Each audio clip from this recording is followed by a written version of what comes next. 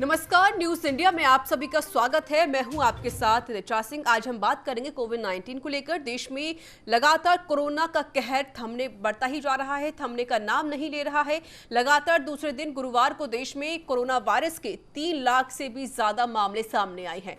देश में गुरुवार को 3,30,000 कोरोना संक्रमित केस मिले हैं, तो वहीं बुधवार को 3,15,000 से भी ज्यादा मामले सामने आए थे। ऐसा पहली बार हुआ है कि लगातार 2 दिन में मामले 3 लाख से ऊपर पहुंचे हैं। और वहीं 20 दिसंबर 2020 को अमेरिका में 4,02,270 और 10 जनवरी 2021 को अमेरिका में ही कोरोना वायरस के 3,13,516 मामले सामने आए थे। और वहीं राजस्थान में भी कोविड से हालात रोज बिगड़ रहे हैं। बीते 24 घंटे में 14,468 नए केस सामने आए हैं, जबकि 59 लोगों ने संक्रमण से अपनी जान गंवाई है। तो वहीं बढ़ते केसों के कारण अस्पताल में व्यवस्थाएं चरमरा रही हैं, लोगों को बेड नहीं मिल पा रहे हैं। वहीं ऑक्सीजन और जीवन रक्षक दवाओं की भी किल्लत ने सरकार और प्रशासन की चिंताएं और भी ज्यादा बढ़ा दी हैं। मुख्यमंत्री अशोक गहलोत ने खुद माना है कि आगामी 30 अप्रैल तक का समय राज्य के लिए बहुत मुश्किलों भरा है। इसलिए उन्होंने राज्य के सभी सांसदों से अपील की है कि वे केंद्र सरकार के सामने ऑक्सीजन और दवाओं के मामले में राजस्थान की बात गंभीरता से देखें और रखें भी। वहीं जिलेवार कोरोना आंकड़े की बात करें तो गुरुवार को सबसे ज्यादा पॉजिटिव केस जयपुर में 2,317 मामले सामने आए। बाकी 11 लोगों ने दम तोड़ दिया। और इसके बाद जोधपुर में 1921, उदयपुर में 1215, कोटा में 1126 नए केस मिले हैं। पूरे राज्य में से झुंझुनू और प्रतापगढ़ ऐसे जिले हैं जहां शुक्रवार को कोविड के 100 से कम केस मिले हैं।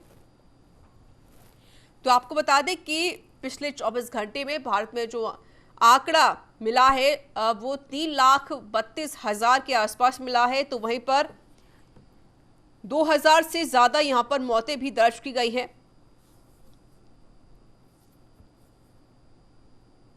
तो बता दें आपको कि नए मरीजों के मामले में भारत अब अमेरिका से भी आगे निकलता हुआ नजर आया है।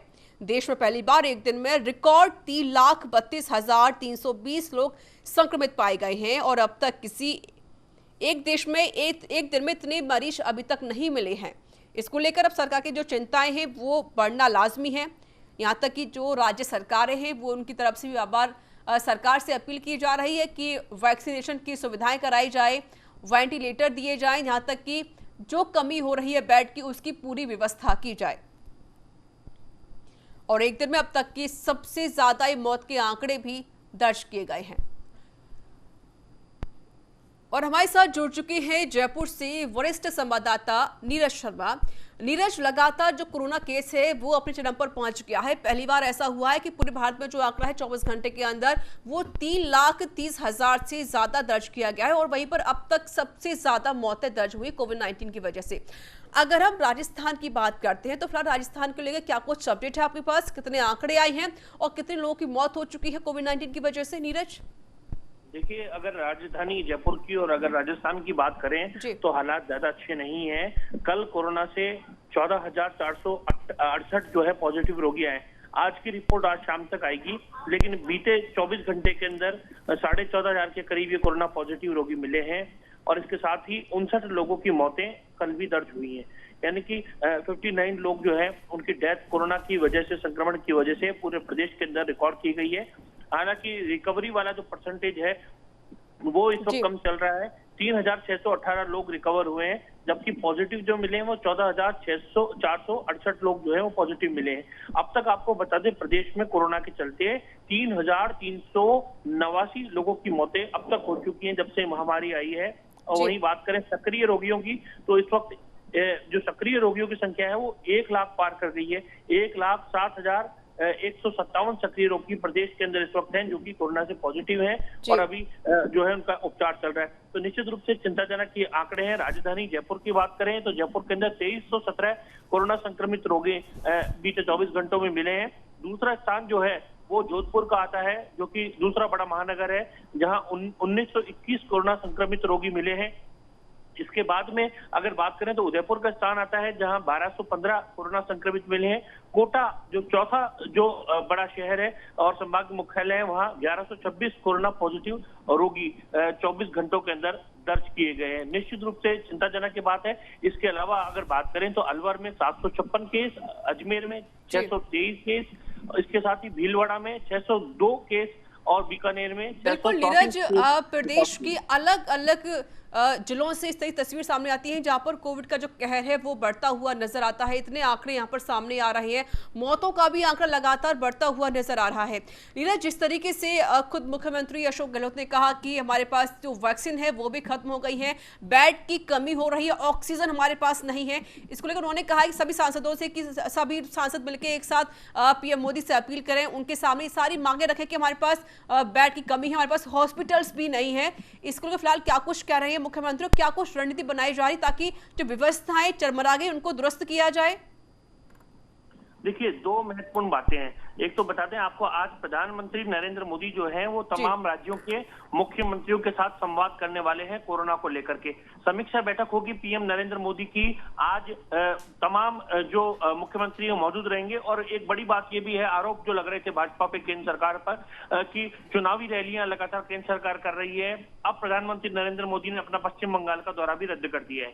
कोविड-19 दूसरी लहर से देश में मचे हाहाकार के बीच में प्रधानमंत्री मोदी का नई दिल्ली में आज उच्च स्तरीय बैठकों में वर्तमान हालातों की समीक्षा वे करेंगे कोरोना को लेकर के। और आज सुबह कुछ ही देर में माना जा रहा है प्रधानमंत्री विभिन्न राज्यों के मुख्यमंत्रियों के साथ वर्चुअल मीटिंग का कार्यक्रम करेंगे, जहां कोविड की स्थिति ज्यादा चिंताजनक है। इसके साथ ही बता दें आपको, पीएम मोदी ने ट्वीट भी किया कल। उन्होंने कहा कि मैं शुक्रवार को कोविड-19 के मौजूदा हालात की समीक्षा के लिए उच्च स्तरीय बैठकों की अध्यक्षता करूंगा, इस कारण मैं पश्चिम बंगाल नहीं जाऊंगा। कोरोना संक्रमण से देश में जो भयानक हालात पैदा हो रहे हैं, इसी के चलते अब सरकार, केंद्र सरकार भी ये कोशिश कर रही है कि ऑक्सीजन सिलेंडर, रेमडेसिविर और टोजिलिमाब जो वैक्सीन है, दवाइयां हैं, ये जो है निश्चित रूप से लोगों को मिल सके। वैक्सीनेशन का अभियान भी शुरू होने वाला है, उसको भी बढ़ाना है। मुख्यमंत्री अशोक गहलोत ने भी दूसरी ओर कल मंत्रिपरिषद की बैठक ली थी। अशोक गहलोत की कैबिनेट और मंत्रिपरिषद की बैठक में गंभीर रूप से मंथन किया गया कोरोना से निपटने को लेकर के। बैठक में 18 वर्ष से अधिक आयु के लोगों के लिए आगामी 1 मई से शुरू होने वाले वैक्सीनेशन की तैयारियों और कोविड प्रबंधन से तमाम बिंदुओं पर विचार विमर्श हुआ। देश में मेडिकल ऑक्सीजन और रेमडेसिविर की कमी और इससे उत्पन्न स्थिति के बारे में मंत्रिपरिषद ने चिंता व्यक्त की है। साथ ही कहा है कि एक्टिव केसेस के आधार पर ऑक्सीजन और रेमडेसिविर का आवंटन, नीरज, जहां कमी है उनको ठीक करने की कोशिश की जा रही है और साफ तौर पे लगातार जो केंद्र सरकार है उनकी तरफ से अपील भी की जा रही है लोगों से कि लोग सभी मास्क लगाएं और जो गाइडेंस की पालना करते हुए नजर आए। हमारे साथ जुड़ चुके हैं दिल्ली से संवाददाता है गौरव शर्मा। गौरव, अगर मैं दिल्ली की बात करूं तो फिलहाल दिल्ली में क्या कुछ अपडेट है आपके पास? कितने आंकड़े सामने आए हैं, कितने लोगों की मौत हो चुकी है कोविड-19 की वजह से? जी ऋचा, मैं बताना चाहूंगा, दिल्ली में पिछले 24 घंटे में 306 लोगों की मौत हो चुकी है जी, और कुल संख्या 13,193 हो चुकी है। और स्वास्थ्य विभाग के आंकड़ों के ऊपर अगर नजर डालें तो जो स्वस्थ होने की रेट है और जो संक्रमित होने की रेट है उसमें बड़ा ही अंतर देखने को मिला है। सबसे बड़ी बात, दिल्ली में जो संक्रमण का दर है, पिछले हफ्तों में जब हमने बात करी थी वो 3% था और आज वो 36% हो चुका है। इसी बीच जो कोविड वैक्सीनेशन है, इसमें सबसे बड़ी बात ये देखने को मिली है कि जब वैक्सीनेशन प्रारंभ हुआ था उस समय जनता में उत्साह था, जनता वैक्सीनेशन के लिए बहुत तेजी से आ रही थी। लेकिन जब 14 से 19 अप्रैल और 19 अप्रैल से आज तक की स्थिति को हम देखते हैं तो अब वैक्सीनेशन की दर कम होती जा रही है, लोगों में डर बढ़ता ही जा रहा है। आंकड़ों में नजर डालें तो जो वैक्सीनेशन करवाने वाले लोग हैं, जहां दिन में पहले 60 से 70 हजार लोगों का वैक्सीनेशन हो रहा था, वह आंकड़ा 48,000 के करीब रह चुका है। तो यहाँ पर सबसे बड़ी चीज ये देखने को आ रही है कि लोगों के अंदर अब डर बैठ गया है कि अगर हम हॉस्पिटल जाते हैं और वैक्सीनेशन करवाते हैं तो कहीं हॉस्पिटल का संक्रमण हमारे अंदर नहीं आ जाए, तो ये डर उनके अंदर बैठ गया है। और अगर हम अन्य आंकड़ों की तरफ नजर डालें तो दिल्ली के अंदर जो RT-PCR टेस्ट है वो 48,346 कुल हो चुके हैं और एंटीजन की बात करें तो 23,862 टेस्ट हो चुके हैं। और दिल्ली के 46,585 जो मरीज हैं वो होम आइसोलेट हो चुके हैं। तो दिल्ली के आंकड़े बड़े ही चिंताजनक हैं। 306 लोगों की मौत 24 घंटे में हो चुकी है। संक्रमण दर यानी कि जो संक्रमण का स्तर है वह बहुत ज्यादा बढ़ गया। हर तीसरा व्यक्ति आज यहाँ दिल्ली में पेशेंट है। और सबसे बड़ी चिंता की बात यह है कि दिल्ली के हॉस्पिटल्स जो हैं वो हमें बहुत डरा रहे हैं। उनकी स्थिति यह है कि कल तक दिल्ली हाईकोर्ट ने सुनवाई करते हुए केंद्र को कड़ी फटकार लगाई थी। आज सुप्रीम कोर्ट में भी सुनवाई होने जा रही है। केंद्र और दिल्ली सरकार मिलकर हालांकि स्थिति को नियंत्रण करने की कोशिश कर रही है। वहीं केजरीवाल सरकार ने भी कहा है कि हमें सबको मिलकर इस लड़ाई को गौरव, हालातों को सुधारने की पूरी कोशिश की जा रही है, लेकिन जो आंकड़े हैं वो लगातार बढ़ रहे हैं और इसको लेकर अब सरकार भी सक्रिय हो गई है। गौरव, अगर हम बात दिल्ली करते हैं तो वहां पर भी जो आंकड़े हैं वो लगातार बढ़ रहे हैं, और अगर वहां पर बात की जाए ऑक्सीजन को लेकर तो फिलहाल वहां पर क्या कुछ स्थिति बनी हुई है? देखिए, मैं बताना चाहूंगा कि कल तक दिल्ली की स्थिति यह थी कि दिल्ली के पास ऑक्सीजन की कमी थी और केजरीवाल सरकार ने गुहार केंद्र से लगाई थी। और वहीं परसों रात को भी दिल्ली हाईकोर्ट ने केंद्र सरकार को फटकार लगाई थी। तो उसी के तहत ये नतीजा कल शाम तक हमको देखना मिला कि केंद्र सरकार ने दिल्ली का जो ऑक्सीजन का दायरा कोटा है वो बढ़ा दिया है। अब दिल्ली को अधिक ऑक्सीजन मिल पाएगी तो दिल्ली के पास ऑक्सीजन की जो पर्याप्त व्यवस्था हो चुकी है और अन्य राज्यों से जो आने वाले लोग हैं और जो मरीज हैं और परेशान हो रहे हैं ऑक्सीजन की कमी को लेकर, उसको काफी राहत कल शाम तक हमें दिल्ली में देखने को मिली थी। तो ऑक्सीजन को लेकर कल ही दिल्ली में सरोज जो नामक हॉस्पिटल है वह भी हाईकोर्ट का दरवाजा उसने खटखटाया था और उसको लेकर भी दिल्ली हाईकोर्ट में सुनवाई हुई थी। तो अब जो स्थिति है दिल्ली की ऑक्सीजन के स्तर की, वहां पर हम एक तरीके से राहत महसूस कर सकते हैं। केंद्र की तरफ से इस बात के लिए बराबर निगरानी रखी जा रही है। केंद्र सरकार ने इसमें बड़ी पहल करी है। जी बिल्कुल, और साफ तौर पर यहाँ पर जो जनता है परेशान है क्योंकि लगातार जो ऑक्सीजन कमी है वो कम होती हुई नजर आ रही है। मेरे साथ लगातार नीरज भी जुड़े हुए हैं। नीरज, फिलहाल क्या कुछ रणनीति बनाई जा रही है? जिस तरीके से लगातार जो केस है वो बढ़ते ही जा रहे हैं, किस तरीके से इसकी चेन को तोड़ने की कोशिश की जा रही है नीरज?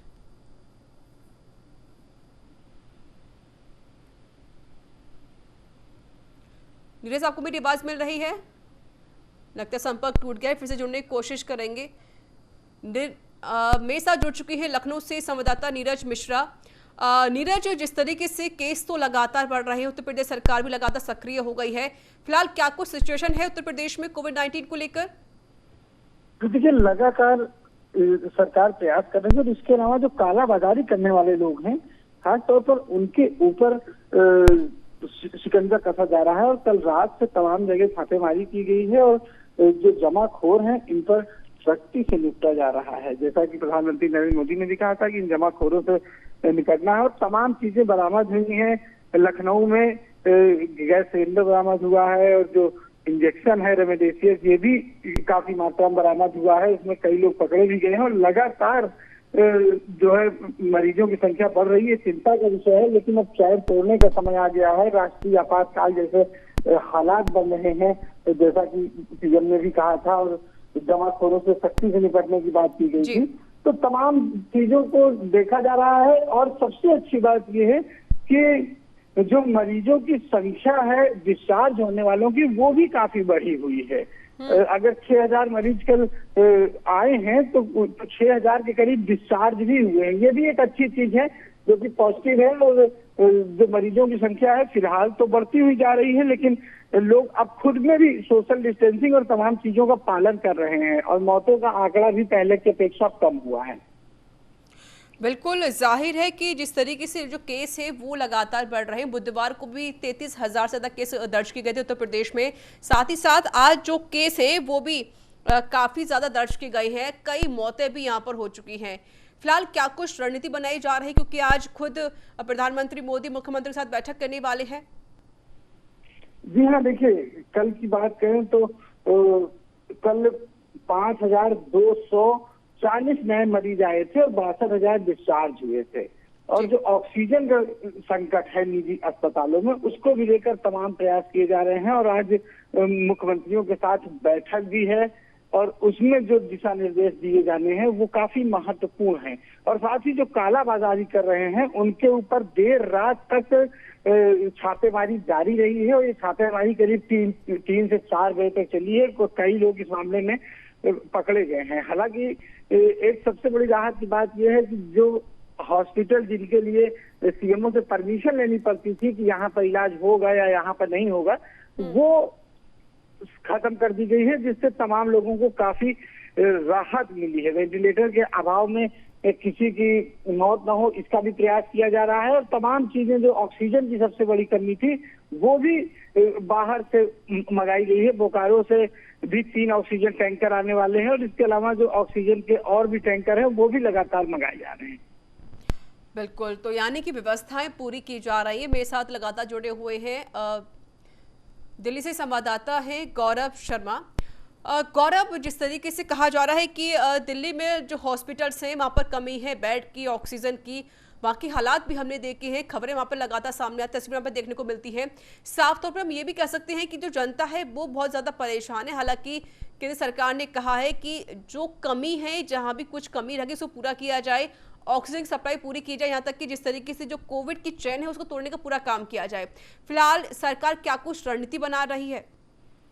जी ऋचा, इस संदर्भ में मैं आपको बताना चाहूंगा कि सबसे पहले मैं दिल्ली हाईकोर्ट की टिप्पणी से आपसे चर्चा करना चाहूंगा। उन्होंने साफ कहा था कि चाहे केंद्र सरकार चोरी करे, चाहे कुछ भी करे, लेकिन हॉस्पिटल्स की व्यवस्थाओं को सुधारे। तो दिल्ली हाईकोर्ट से जब ये संदेश आया तो उसके बाद तुरंत में केंद्र सरकार ने कदम उठाए हैं। वहीं दिल्ली सरकार, जो केजरीवाल सरकार है, जो ये कह रही थी कि यहाँ पर व्यवस्था है, हम लॉकडाउन नहीं लगाएंगे, स्थिति नियंत्रण में है, उस सरकार ने भी अपना सरेंडर कर दिया और गेंद जो है केंद्र सरकार के पाले में डाल दी थी 2 दिन पहले ही कि अब केंद्र सरकार हमारी मदद करे। तो यहाँ पर कहीं ना कहीं जनता को सभी स्थितियों से छुपाकर रखते हुए, हालातों से छुपाते हुए स्थिति बनाई। और आज जो स्थिति दिल्ली की है वह दिल्ली की राजनीतिक लोगों की सोच और अदूरदर्शिता के कारण हुई है। लोग संक्रमित हो रहे हैं, ब्लैक मार्केटिंग हाई स्तर पे हो रही है, रेमडेसिविर इंजेक्शन की कीमत 1-1 लाख रुपए में है। और सबसे बड़ी बात कि यहाँ के जो हॉस्पिटल्स है, जिस पर पूरे भारत के लोग भरोसा करते थे और ये मानते थे कि कहीं इलाज नहीं होगा तो दिल्ली में होगा, वो आज दिल्ली के हॉस्पिटल में जाने से डर रहे हैं कि कहीं हम गए तो हमें मौत का सामना नहीं करना पड़े। तो वो अभी कल जो एक ऐसा मामला देखने को आया कि दिल्ली का मरीज बॉम्बे जाता है, गर्भवती महिला होती है और वह बॉम्बे पहुंचते पहुंचते उसका निधन हो जाता है और डेथ हो जाती है। तो ये इतनी क्रिटिकल सिचुएशन है जो कि कहीं ना कहीं राजनीतिक अदूरदर्शिता के कारण पैदा की गई है और वहां के लोगों को आज समझ नहीं आ रहा दिल्ली में कि हम आज करें तो क्या करें। बिल्कुल गौरव, हालात भी लगातार बिगड़ रहे हैं। जी बिल्कुल एकदम रिचा, मैं ये बताना चाहूंगा कि जो जिस तरीके से आज प्रधानमंत्री लगातार बैठक कर रहे हैं, केंद्र सरकार और केजरीवाल सरकार दिल्ली की लगातार बैठक कर रही है। यह बैठक हम लगातार इस विषय पर चर्चा करते आ रहे हैं। अप्रैल के फर्स्ट वीक से ही अगर ये चीजें हो जाती तो आज हम इस स्तर पर नहीं पहुंचते। यहाँ कहीं ना कहीं लोगों को अपेक्षित रखा गया है, लोगों को कहीं ना कहीं इस बीमारी तक पहुंचाया गया है और वो उसके लिए सुनियोजित सरकारों ने ही ये सब कुछ किया है। अब हालात अनियंत्रित हो गए तो सरकार ने व्यवस्था की बात कर दी है, लेकिन मुझे नहीं लगता कि अभी कोई जल्दी हमें कोई राहत मिल पाएगी। जी ऋचा, बिल्कुल। और मेरे साथ लगातार जुड़े हुए हैं नीरज मिश्रा। नीरज, जिस तरीके से देखा जा रहा है कि अलग अलग राज्यों से यही खबरें सामने आती हैं कि वहाँ पर ऑक्सीजन नहीं है, लोग परेशान हो रहे हैं और कई लोगों की इस वजह से मौत भी होती हुई नजर आ रही है। फिलहाल अपडेट तो ये भी आया है कि अब जो वायुसेना है वो अब तैयार हो गई है, वो अपनी कमर कस रही है कि लोगों तक ऑक्सीजन पहुँचाया जाए। जी हाँ, देखिए जितने भी प्रयास हैं वो लगातार किए जा रहे हैं और प्रयास में कोई कमी नहीं है। इसका सबसे बड़ा कारण ये है कि मरीजों की इतनी ज्यादा संख्या बढ़ रही है कि वो आपूर्ति करना मुश्किल हो जा रहा है। लेकिन अगर हम अगर बात करें तो राहत भरी खबर कल लखनऊ के लिए यही रही कि 5200 के करीब मरीज सामने आए हैं और 6200 करीब डिस्चार्ज हुए हैं। तो ऐसी तमाम चीजों को लेकर लोगों में भी काफी पॉजिटिविटी है, लेकिन जिस तरह से मरीजों की जो संख्या बढ़ी थी पिछले 15 दिनों के अंदर, वो इतनी अधिक हो गई। और खास तौर पर जो सबसे ज्यादा अटैक अगर कोरोना कर रहा है तो लोगों की सांसों पर कर रहा है। और वो ऑक्सीजन जो पर्याप्त मात्रा में जो हॉस्पिटल थे वो 2 या 3 दिन की ऑक्सीजन अपने पास रखते थे और वो लगातार खत्म होती जा रही, कालाबाजारी शुरू हो गई, जो तमाम इंजेक्शन है वो महंगे बिकने लगे। तो इसको लेकर टास्क फोर्स बनाई गई है, एसटीएफ के लिए तैयारी की गई है। और कल रात आपको बता दें कि रात 2 से 3 बजे तक लगातार ऐसे लोगों पर छापेमारी हुई है और पूरी रात ये कार्रवाई चली है। उसमें तमाम लोग अरेस्ट भी हुए हैं जो कालाबाजारी करने वाले लोग हैं, क्योंकि हर किसी न किसी हालत में लोगों तक ऑक्सीजन। अच्छी खबर यही है कि अब वायुसेना भी तैयार हो गई है और अब जगह जगह पर ऑक्सीजन की सप्लाई की जाएगी। बहुत बहुत शुक्रिया आप दोनों का। और हमेशा लगातार अलग अलग राज्यों से जुड़े हुए थे संवाददाता, आप सबके बहुत बहुत शुक्रिया। तो आपको बता दें कि जो कोविड का कहर है वो लगातार बढ़ रहा है और इसको लेकर भी अब सरकार सक्रिय हो गई है।